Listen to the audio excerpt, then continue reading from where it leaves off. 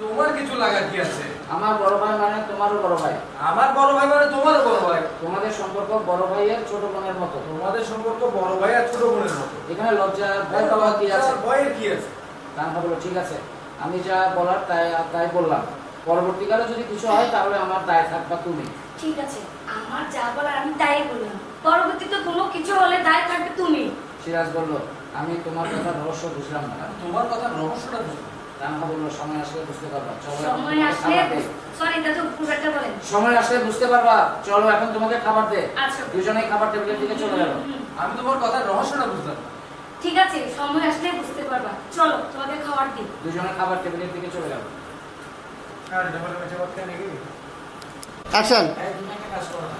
এই তুমি একটা কাজ করো না। ঠিক আছে বলো। রান্না বললো, তোমার বড় ভাই একটা বিয়ে করিয়ে দাও। তোমার বড় ভাইকে একটা বিয়ে করিয়ে দাও। আমার বড় ভাইকে বিয়ে করাবে আমার বাবা মা। তোমার তো মাথা দেয়। রান্না বললো, একটা যুবক ছেলে বাড়িতে থাকলে আমার কেমন জানি লাগে, তাই বলছি। একটা যুবক থাকলে, সরি সরি সরি, একটা যুবক ছেলে বাড়িতে থাকলে আমার কেমন জানি লাগে, তাই বলছি। একটা যুবক ছেলে বাড়িতে থাকলে আমার কেমন কেমন জানি লাগে, তাই বলছি। সিরাজ বলল, তোমার কিছু তোমার লাগা কি কিছু আছে? লাগা কি আছে? আমার বড় ভাই মানে আমার বড় ভাই মানে তোমারও বড় ভাই। আমাদের সম্পর্কটা হবে বড় বোন ছোট বোন বোনের মতো। কি আছে? রান্না বললো, ঠিক আছে, আমি যা বলার তাই বললাম। ঠিক আছে, আমি যা বলার আমি তাই বললাম। পরবর্তীকালে যদি কিছু হয় তাহলে আমার দায় থাকবা তুমি। পরবর্তীকালে যদি